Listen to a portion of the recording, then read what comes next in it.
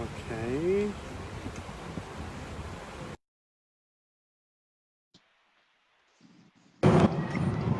Hi. Hello, here we go. Yeah, here we go. Welcome. Hooray, thank you. How are you doing? How is Finland? Finland is very warm and nice and sunny today. I'll show you a bit. I'm sitting, my kid is on a skate park and I'm right now waiting for him in a place like this. So All right. warm and sunny and nice. That sounds like Cyprus. Yes. Yeah. So thank you very much for sparing your time and joining this live interview. As Cyprus Agile and Innovation community, we're really looking forward to this meetup that we're planning to do on October in Cyprus, and we're more than happy to have you here in our Super island. glad to be there. Yeah. Awesome. Looking Yeah. forward. Agile HR, it's a very hot topic nowadays, and I'm sure you know it yourself as well, as you are one of the 5 persons that you initially start this Agile HR thing globally. So I will start with a very introductory question. Let's say, what is Agile HR? That was a big question, Konstantinos. I know. You start with the easy one. So, Yeah. so let's start with what HR usually is. What HR has been is that HR takes care of the people administration, the bureaucracy around legal and compliance stuff regarding people and the contracts in employment, etc. And somewhere along the line, in the 70s, we started looking into training as well. And in the 80s, 90s, there came a lot of other stuff on top of that. So performance management, looking into talent, reward and incentives, organizational design, employee surveys has come lately. We talk about health and safety. We talk about well-being. There's a lot of these people issues on the HR's agenda. And the HR is there to help the organization succeed and also the leaders to be better leaders. And they are also looking for the employees' rights and the legal rights as well, so that things are going smoothly and nicely. Now, All right. most of this HR thing is built on thinking about the organization that is a top-down pyramid where there is quite a heavy line management structure. So it builds on the idea that line managers are making a lot of the decisions. It builds on the idea that there is a hierarchy. It builds on the decision that you can actually plan many years up front, or at least a year up front, what will happen. And now this is the same idea as in Agile anywhere, is that, wow, we're living in a complex world. We're living in a situation and environment where things are changing faster than our plan can keep up. So the same thing happens with the people agenda, is that first of all, our organization models are changing. We are seeing totally different models today than just the industrial top-down pyramid with a lot of line managers. We're seeing agile teams, we're seeing team structures and team of teams structures. And we need to start thinking about, in a totally new way, what do our HR services look like for these kind of organizations?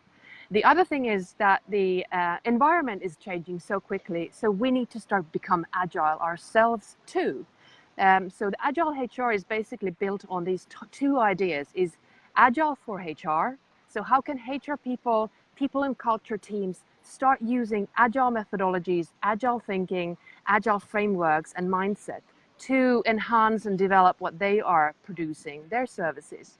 And on the other hand, HR for Agile. So how do we create HR services, people services and processes and products that employees actually want to use, that managers find are useful, and that are serving an agile business or environment? Because right now, many of the HR services are serving basically a line management structure. Yeah, that's really challenging, I guess. From my experience as well, I have to say that the pulling situation is much more difficult than the pushing one, and you really need to find a way and the right time. And I think timing is a good tool, I could say, to this. So let's talk a bit about the meetup. What should people expect to get out of this event that we're planning to do on October? So I think Agile HR as a theme is an overarching theme or integrated in everything we do. It is very important both for the team level coaches, agile coaches or scrum masters to understand this. It is important for line managers as well, and especially for people in culture or HR team members to understand where this is going to. So I think during the meetup, they will get an introduction to this theme. Most of the people that we've had in meetups are getting very inspired and want to start learning more, and maybe hook up with an agile coach to learn more about agility, maybe get them into your HR team to help you go more agile. So getting an introduction to the area. The other part is for the agile coaches to understand how important it is to work with HR people, because they are sitting on most of the important stuff that influences if your transformation is gonna succeed or not. So they're, incentives, performance, organization design, leadership development, all of these things are on HR's agenda. So if you don't work with the HR to really try to work together with the transformation, help everybody understand what the big, massive mind shift change is about, you will just be doing it from the agile bubble and not from the organizational structure bubble from the whole org design thinking. All right. So let me ask you this question now. How can you convert an agile HR, let's say, to agile, an HR department that when a company has been operating differently for so many years, I mean, with the traditional way, and in particular, the culture, the mentality is old-fashioned. How can you change this actually? Is it one change or is it a continuous change? So may I just kind of raise a couple of words that you used that I want to change? All right. You tend to say that, how can you change HR? And I say, I'm not changing it, because they want to change themselves. So when they learn these things, I trust that people are very smart. They're willing and capable of changing their operations and the way they are working if it makes sense. And this is my experience from 10 years now in Agile HR, is that when HR people learn about agility and learn about what's going on with the future work, the future of organization structures, they realize, oh, we need to change. We've got old legacy that doesn't work anymore. We need to look into our portfolio and start killing some of the products and services we have there because they are non-useful. So they start understanding this all themselves, and then they just need help in starting it and actually getting things up and rolling. So that's something that I've learned, is that I don't change anyone, they want to change themselves. Okay, so this is very important actually because it's more likely you understand and of understanding the pain points of an agile HR department, let's say, switching to an agile mindset and culture. And actually, what tools are needed, let's say, to make this conversion?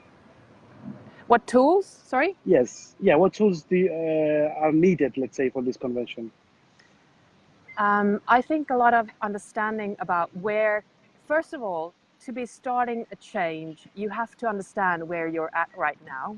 You have to understand what that fundament is that you're building your current structure, current processes, current practices on. And you have to understand how that is changing. So I always start with, visualizing and making it really tangible why our organizations looks like they look like now, and then also making it really visible on what's changing there. So when they realize what's going to change with organizations and with the future work, that's when we know the delta, so to say, that in between, where we are now, where we should start moving, and that's a big revelation also. What Right. I also think as a tool is, I mean, HR people are the most open people for different kind of development tools, for assessments, for surveys, for just getting making things better and improving things in the organization. So it is not about, they are really good at finding the tools themselves when they realize what the fundamental change is about. And that's the beauty of this, is that we don't have to teach HR people how to facilitate, because they know that already. We don't have to teach HR people how to have a coaching conversation, because most of them are already coaches. We don't have to teach HR people about how to put the people in the center, because most of them are thinking that way already. What we actually need to teach is like hardcore product ownership, is prioritizing. So HR people always have too much on their table, always. We've got things going on, 10 of different things going on, you know, tens of projects at the same time. So we are really bad at prioritizing. And that is also what you see in many organizations on the business side. There are just too many initiatives going on at the same time. So priority is something that I teach quite a lot of HR people, and they love it. The other thing that we talk quite a lot about is release management. So just like you have in IT or software, you've got products, right? Yep. And you're thinking about releases. So what can we release which is valuable for the client, that the client would like to pay for already, or that the client can use already before it's all done. The same thinking we can use in HR, because usually what we tend to do in the old school HR is that we go away and we fully develop something, and then we have a big bang implementation. And we don't have the iterative steps in between. We don't have the feedback loops. We don't get an idea of what people love and what they don't like about the product. So we should start learning the release thinking. Can we release something? Can we test and try out something in the smaller teams? Can we validate things before we launch so that we actually have a validated product, and thinking about, you know, part releases? Can we just release something in part of the organization instead of trying the big bang? Can we release part of the product or part of the service? Just giving an example. Mm-hmm. So a recruitment process. So rather than thinking that we should redesign the whole recruitment process, we might just redesign a bit of it and release a new bit in it. So this is totally new thinking to HR.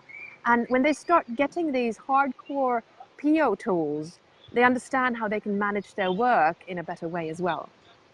All right. So actually, you're not telling them how to do it. You're just giving them the means and the ways, actually, the tools, and based on their experience and their judgment, they just use them as best as they can, actually. Yeah, I think Agile HR is, as one of my colleagues says, is an unrecipe. It is not a recipe. There isn't a blueprint or a best practice. Do this in your Agile HR. I would rather say, learn to think how Agilists think, and then you start applying that thinking, those methods, those tools into your own work. Mm-hmm. All right. You mentioned earlier that you don't change people; you help them change. Actually, they change themselves. Yeah. Throughout these years of your experience, what things changed you? What things changed me? Well, that's a big question as well. Handball. I've been playing handball for 18 years in my life, and that's the European handball. So that has been influencing me quite a lot with team sports, with knowing coaching, with knowing the ups and downs in a team. A big influence in my life. The other one is when I studied to become a Master of Science, and I realized I'm going to be a really bad chemist. And I went into a class and learned about systems thinking and learning organizations in the university back then. That changed my life. I just realized I want to work with this. And then I started pursuing a career in that. A third point, what really changed my life, is when I read the Scrum Guide. So Okay. 10 years ago, I was working in HR, and the Scrum Guide, I just came across that, and I read that, and that was the moment that I decided to quit my job, start my company, because I realized that when Scrum is going to spread, or an agile way of working is going to spread across an organization, everything's going to change with management, HR, organizational structures, budgeting, planning, reporting. All of that is going to change. And that's what I've been working with. So I just saw that that's going to happen. It took a little bit longer than I expected, but it took Okay. about 10 years, and now we're here. Now there's a lot of talk about this agile leadership and agile management and agile HR.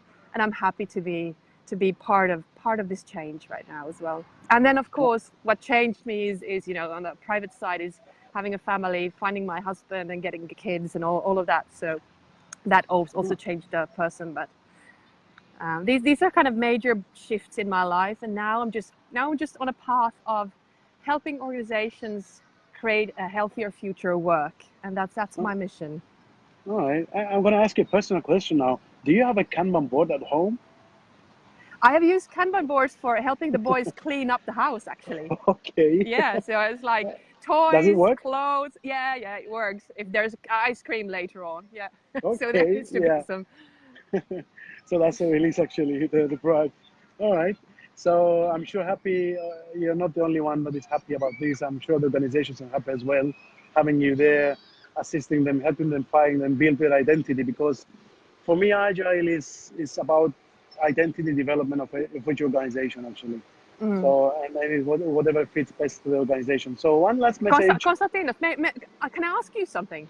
Yes. So how did you come across Agile HR? How do you see that in your area and in your work as an Agile coach? Well, as an agile coach, I just realized soon enough that you cannot do anything without the involvement of HR. The development, the professional development, work as a team, the team of teams, the mindset that you have, the approach, even the recruitment, the interviews.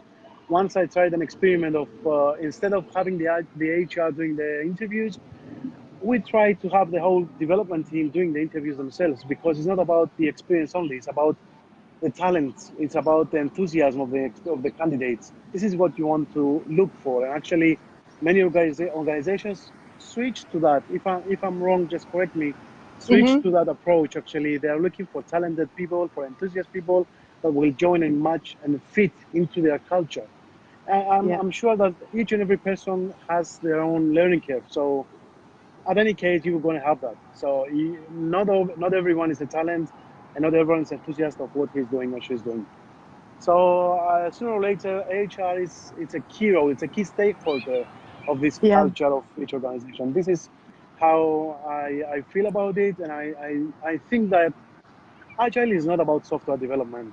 I've done transformations Oh in no, companies, no. yeah, that don't have to do anything with software. I mean, they're providing services and stuff. And it really worked actually, but with the involvement of HR. Without the HR, you're not going anywhere. That's That what is a I, good yeah. thing that you're describing there is basically moving from a management driven process to a team driven process.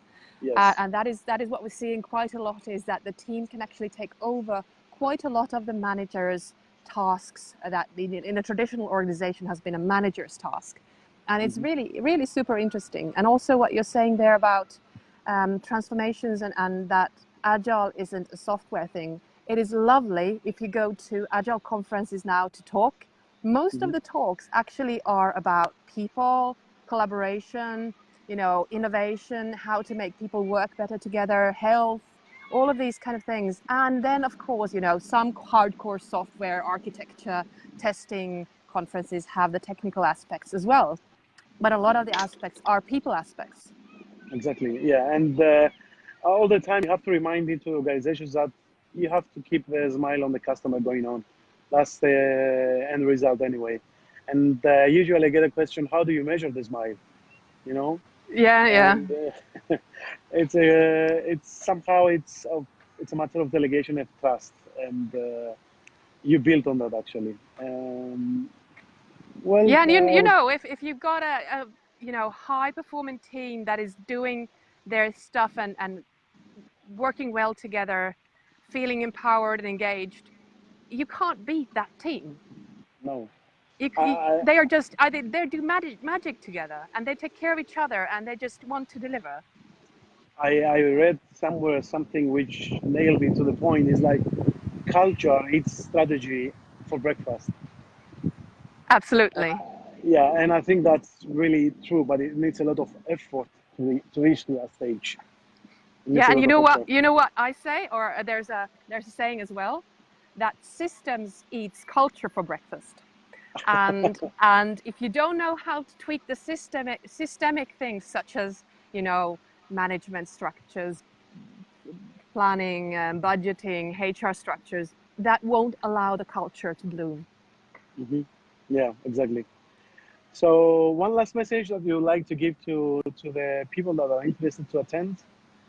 Oh, so first of all, come with an open mind. Um, I'm not there to I'm not there to brainwash you to anything. I'm there to offer you ideas from the agile world, how you can mix and match the agile with HR. You will definitely learn some things. And I think that you will have something to take away, which is very practical as well, because we're going to do a practical exercise as well there. So I hope that we will have fun together. Yeah, we will for sure. We're gonna enjoy it. I'm very sure about that. I'm really looking forward for that, and the whole community of Cyprus Agile and Innovation are really up to this, and we're really, it's fantastic that we're having you in Cyprus, and I think it's going to be amazing, and people will leave from there with a lot of experiences and a lot of questions in their minds, actually. Sure, sure. Yeah. And may I just ask you for one thing? Can you make a Yep. nice weather when I come over? Because in Finland it's already cold. So I will order some sun and plus 25, I think. Yeah, actually, it's still summer somehow. Yeah. That is So nice. Good. yeah, 18th of October. Yeah, you can go. You can still go to the beach. So that's a promise then. Yeah. Good. All right. I want Well, to thank thank you, you. Konstantinos, for this. It was really nice. It was really nice. Thank you very, very much for your time and for all the collaboration and everything. And I'm really looking forward to having you here in Cyprus and doing the meetup. Great. Happy summer and see you. See you. See you. Bye bye. Bye.